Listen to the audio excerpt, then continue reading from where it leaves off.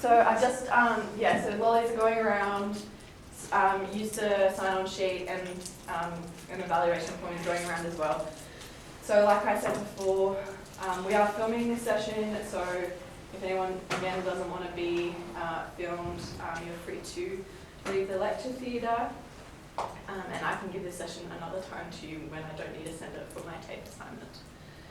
So we'll get started. My name is Ashley. I'm the nurse educator of coronary care, so Jess knows me, and no one else is here from coronary care. So I've been educating for about a year and a bit. My background is all pretty much cardiology, except for when I started nursing, which was in palliative care and cancer services. So just come and find a seat. Was palliative care and cancer services. So for me, this topic's really important because I feel like a lot of people think palliative care is very much cancer focused, and a lot of care and treatment is targeted toward that patient group. But from my perspective, I feel sometimes palliative care is done really poorly in other areas such as cardiology or stroke, where I work, where people still have life-limiting illnesses and things that affect their end-of-life care. So just to get started, we're going to do a welcome to country. So I would like to acknowledge the traditional custodians of the land which we are meeting on, the Wiradjuri people, and pay my respects to elders past and present. So for you guys as well, even though you're just starting your nursing journey, you may have known someone who has passed away, whether a patient you've nursed in your student career, as an AAN, or a family member or friend. So these experiences shape our perspective on palliative care. Like I shared with you, when I started out, the cardiology patients didn't have that grade of care, and then that shapes the way that we approach palliative care nursing. So hopefully this session will shed some light and help you to improve your current practice. So by the end of this session, the PowerPoint behind you shows the learning outcomes that are hopefully we'll achieve by the end. So we should all find out or be aware of pain management strategies related to palliative care, how to correctly administer pain relief, be able to explain how to use a syringe driver, and list other ways to support the patient with pain management in the end of life. So you can put your phone on silent if you need to answer it. You can hop on out, I don't mind. Exits are to both sides, and the bathroom is just outside in the corridor. Feel free to use it if you need to. So this session will be about 40 to 50 minutes. I'm going to do some theory using the PowerPoint. There are some activities as well, so I'll give out a handout, and then we're going to have a practice using the syringe driver. So the mainstay of pain management in palliative care is medication. So there's not usually one go-to medication that we use to relieve all pain. So it's important to discuss a number of pain relief options and medications that are available to use in the management of pain in the palliative care patient. So what are some of the medications you have experience with or might have seen with using with palliative care patients? I'm just going to write some of the answers on the board. Morphine? Yep. Do you know what type of medication that is? An opioid. Yeah, an opioid, good. Is it ID again? Opioid. Yeah. There you go. Any other ones? Fentanyl. Fentanyl, yeah. So these are probably your two most common ones, right? Again, an opioid. Anybody else? Midazolam. Midaz, yeah. So what do we use midazolam for usually? Sedative. As a sedative, yeah, for agitation in end of life. Any others? Hydromorphine. Yeah. So these four are probably the most common that you've seen.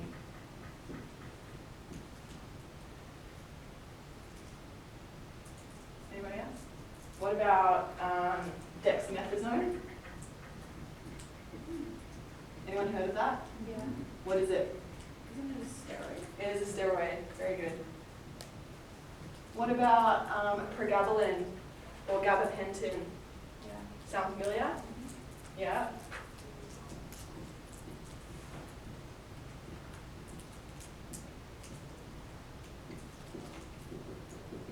So that's quite a long list, right? They're not all the same type of medication, but that's good that you're familiar with some of them. So there's different types of medication because there's different types of pain, right? Like I said before, not all palliative care patients are cancer patients. They don't all have tumours or inflammation inside the body. Some, with cardiology patients, for example, they get very short of breath, their kidneys start to stop working, and they can get a uremic itch from all the urea build-up. So they need pain relief for that, which might be a steroid cream. So there's lots of different things for people that have a cerebral bleed with a stroke, who have really bad headaches, might need something to help with the headache, like clonidine or something like that. So it's really important to, when we have a patient that is in the end of life, that when we are using pain management, that it is appropriate for their type of pain. Doctors are usually pretty good with prescribing them because it's usually the palliative care team that do that. But we still, as the people that are administering it, need to be like, yep, they've got whatever pain, I'm giving the correct medication for that type of pain. So talking about types of pain, anyone know what the types of pain are? What different types of pain there might be? Pardon? Neuropathic. Neuropathic pain. So what kind of pain is that? Nerve pain. Nerve pain. So if people get nerve pain with things like phantom limbs, when they get limbs removed, they get this neuropathic pain. Diabetics get it in their feet sometimes, or in their peripheral limbs. So neuropathic pain is very important. What's the other kind of pain? Muscular. So muscular is one type of nociceptive pain. So we have neuropathic and nociceptive. So I'm going to give you a little handout, and again, if everyone doesn't get one, maybe do it in pairs. And it has on the left-hand column, I'll just come around the front. In the left-hand column, it has a variety of medications, some of which are written up on the board. And on this right-hand side is the different types of pain. So there's nociceptive, and I've spelled it wrong, excuse me, nociceptive, neuropathic, and the subtypes of neuropathic pain in brackets. So there are 8 of each. My friend got confused doing it the other day, so there are 8, I made sure. And then we'll go through them at the end. Just hand them around. Like I said, if there's not enough for everyone, just share between 2.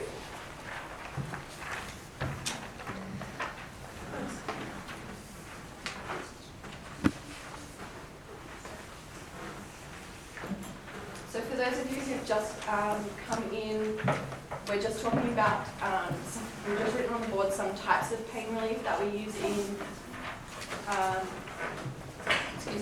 palliative care management. And we're just going to do a little activity where we try and figure out what medication, the medication names, match up to what kind of pain they treat. So I'll just give you a few minutes to work on that. If you have any questions, I'll just walk around and make sure that everyone's doing all right.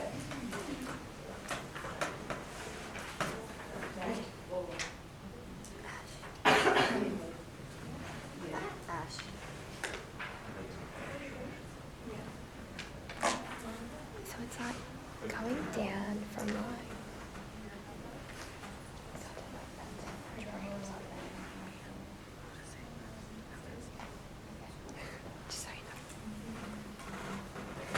So you can just write number 1 through 4 down the side. Oh, thank you. Yep, fine, thank you. 1 through 8, or you can draw lines. And just remember, there are some in brackets that are 2 line. So, yeah.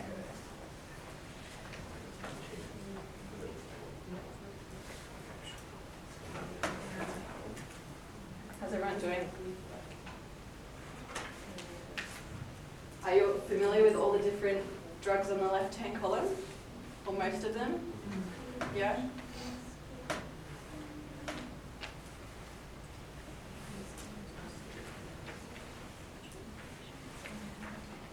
If you're going to guess, just guess, because we'll go over them anyway, and that's how we learn, by trial and error. So.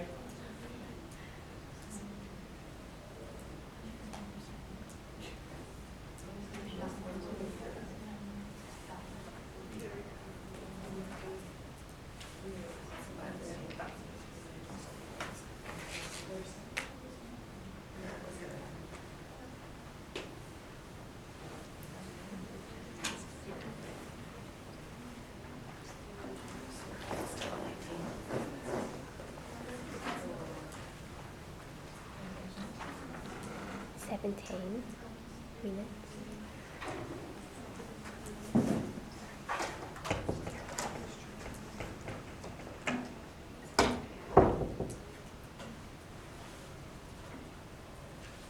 I'll give you a few more minutes to go through that.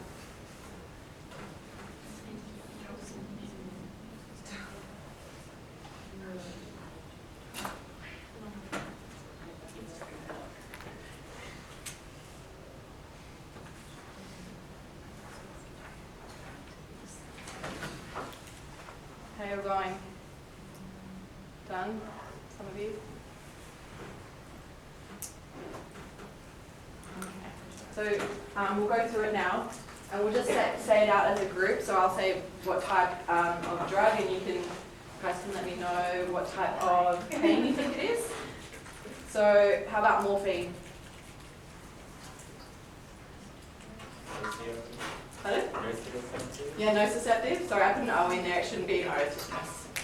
Yeah. So morphine is a nociceptive. So nociceptive meaning stimulus kind of pain. Yeah. So we'll go through that just after we go through this.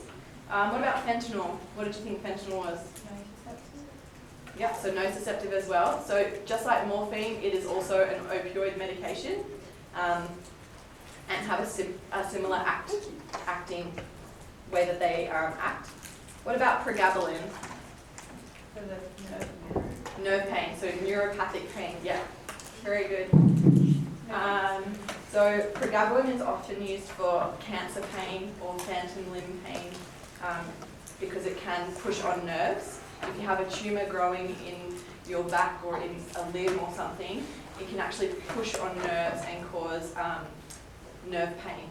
And so the neuropathic medication is really good for that. What about hydromorphone? Nociceptive, yes, very good. So hydromorphone is very similar in its makeup to fentanyl and morphine. We use it a lot in palliative care for patients with kidney failure, because morphine is excreted through the kidneys, and if they're not working, it builds up a lot. Whereas hydromorphone is a bit more kind. So we use it a lot in heart failure patients because of kidney failure in that, and end-stage kidney disease as well. So you'll see it quite often, very late in end-stage organ failure. What about ibuprofen?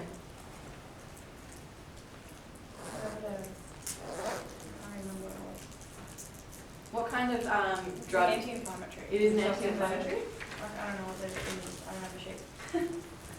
Who has the sheet that knows? Muscular. Yeah, so it's a nociceptive type of pain for musculoskeletal pain. What about gabapentin? It's for nerve pain as well. Yeah, nerve pain. So pregabalin and gabapentin are your two main neuropathic pain relievers. So you'll see them quite often used. And then paracetamol, one we use literally every single day in our practice. Nociceptive. And what about ketamine? This one, I think a few people get confused with. We put the cancer pain, ketamine. Anyone working in theatres? Post-op, ICU? Anyone seeing ketamine? Yeah. What kind of patients was it used for? Patients with chronic pain. Chronic pain, yeah. So ketamine is interesting because it has multiple uses. So it is for primarily as an analgesic for nociceptive pain, and we use it as an adjunct to things like morphine. So that actually make morphine more potent and work better. We don't usually use it independently unless they're in the peri-op stage. Pre-op, when you're preparing them and giving them their muscle relaxant to go to sleep for their surgery, or quite routinely soon post-operatively. We can use it in chronic pain to make them less tolerant to opiates, so it helps them resensitize so that we can give them lower doses of opiates like morphine and fentanyl. So it is a strange one, but it still has its uses as a nociceptive pain reliever. Okay, so we're going to talk about those different types of pain relief. So we've got nociceptive pain, which we saw on the handout, include things like your opioids, your paracetamol, and your non-steroidal analgesics. So these affect somatic pain and visceral pain. So to explain that, somatic pain is pain that affects your subcutaneous tissue, your bones and your muscles, and it's usually from a painful stimulus, most commonly inflammation. Whereas your visceral pain is pain from organ walls, so kidney pain, when you get your right flank pain, cardiac pain, pleuritic pain from your lungs, and it feels like cramping, dull, aching pain. So nociceptive pain relievers like opiates and Panadol and ibuprofen are really useful for those kinds of pain. But for neuropathic pain, so phantom limb pain, pain from tumours that are pressing on nerves, etc., are not very useful. And so using neuropathic pain relievers are really good. For example, gabapentin and pregabalin. There's also ones like amitriptyline. So some medications that aren't specifically analgesics, they might have a different initial job. So like clonidine is an antihypertensive but can be used in chronic pain. The same with amitriptyline, it's actually an antidepressant or an anti-anxiolytic but can be used in pain management. So it's good to know what they are and that there are multiple uses, and if we are using things like amitriptyline, am I using it as a pain reliever or am I using it for its original purpose? So with these medications, there's also different routes of administration. So we know that morphine, fentanyl, etc., that there are main ones that we use, come in a variety of routes. Yep. What kind of routes are there that we can give these kinds of medications? IV, yep, so you get them in a vial, you can draw them up and give them. Orally, pouches. Yeah. Did anyone know that there was a lollipop fentanyl stick? Yep. So you can have 200 mics of fentanyl sitting in your mouth just sucking away. Yep. So yeah, very good. So we usually use ampules and draw them up and then give either intravenously, subcutaneously most often, especially if it's for palliative care patients, intramuscularly if need be, patches like Norspan or buprenorphine or fentanyl patches. There are lozenges, fentanyl lozenges, and tablets, both immediate and slow release. So again, we need to be aware of what we're giving, because they might have a tablet charted at home, but come in because they've got an exacerbation of their pain, and the doctor might accidentally chart PRN, IV, and oral, and we're giving him multiple, and we need to be aware of what we're actually giving. So talking about subcutaneous, and also with all the other, like the drawing up of fluids, so for IV, IM, or subcut, there's a lot of different vials that are available. So we also need to be aware, because they look like a lot of other regular medications. So midazolam often comes in a plastic vial that looks like metoclopramide or Maxilon, and what's the other one? I can't remember, but it looks like that one. Oh, gentamicin. So they're in little plastic tubings so you have to be aware and cautious when you're using these medications, because they do come and look differently you might work in a hospital or an environment where you're used to giving it in the break vials, whereas somewhere else they might use the glass vials where you have to break the lid, pull the lid off, or the plastic ones.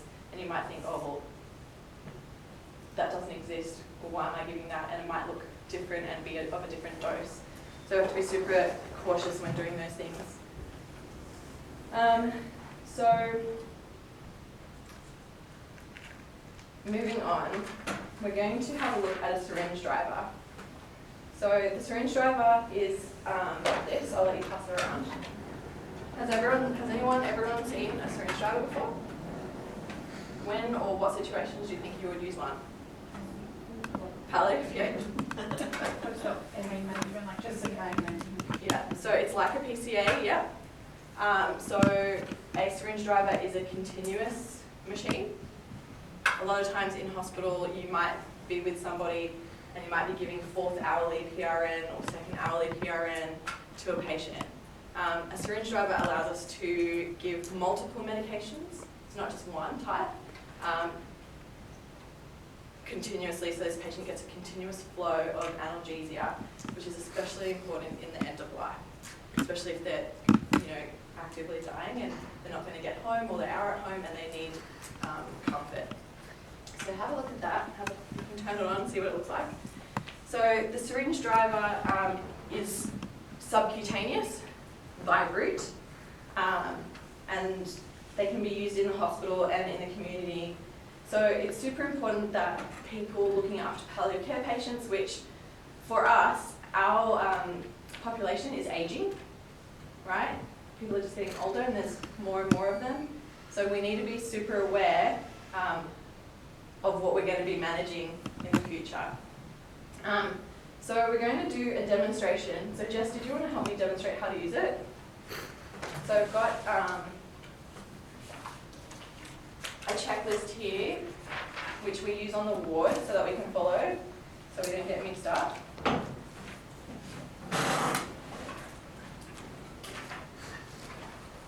So I'm going to read out the checklist as if we're starting a new infusion, and I'll get Jess to set it up. So most cases you use a 20 ml syringe, and you either, so we'll just add the medication first. So use a 20 ml syringe, that's all that will fit in there. And the maximum that you have in the syringe is either 18 or 17 mils. The reason being is this will run over 24 hours and it runs at a continuous rate, and the concentration needs to be correct for the doses that are charted. So if we add our medication up to 17, so you just pour in your medication. Once you've drawn up your morphine, your midazolam, you can pour it in there, and it will go up to about 15. The rest you add with normal saline so that your syringe is full. So we're going to, where'd my line go? Oh, these are our little priming lines that we use. So they're very little. There's only about 2 mils in a line, and we prime this. So connect it to the end of the syringe. There's nothing actually in here because I didn't want to get water everywhere. And you just prime it till it gets to the, you see it come out the end. So I'm going to get Jess to prime this into the syringe driver, and I'll read out the instructions. So you always do this with 2 people. Obviously because they're S8, so that's the rule with S8s, but also because it's super important we don't get the concentrations wrong, because it can really affect. If we underdose, the patient's pain. If we overdose, we can cause harm to the patient. So I'm going to give this to you. We're going to we're going to turn it on, yeah.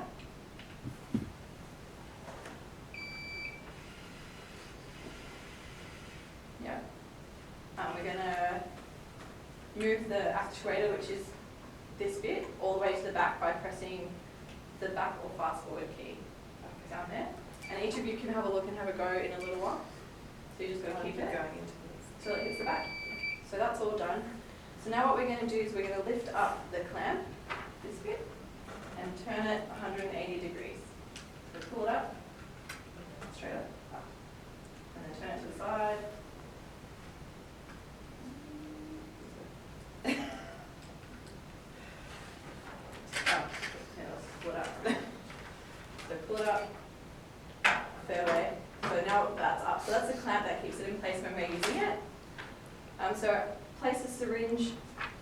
into it, so just on that little happy place.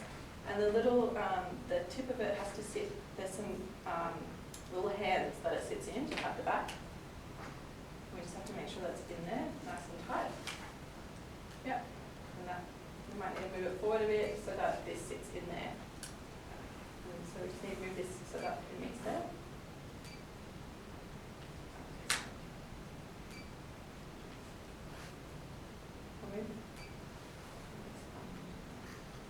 Take this one out and move it forward a bit. That's probably right. And pull that back up. That's okay. Practice. This is what we need to do. That's right. This is why we're doing it. It's a learning experience. So, and that bit needs to go in that hole. So there's a little gap there. Yeah. And then that sits in there. Possibly. Yep, so there we go. So that's in, and it says load syringe on there. And so we double check that we've got the right syringe. So it will say 20 mils of a Terumo or a BD. So we've got a BD.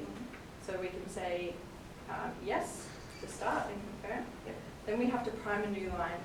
So we've got to ensure that our patient is not connected to the infusion. And we press the forward, the FF button once. And we'll purge it. And we say yes, we want to purge, which means prime it. And then we will watch while the fluid moves through the line.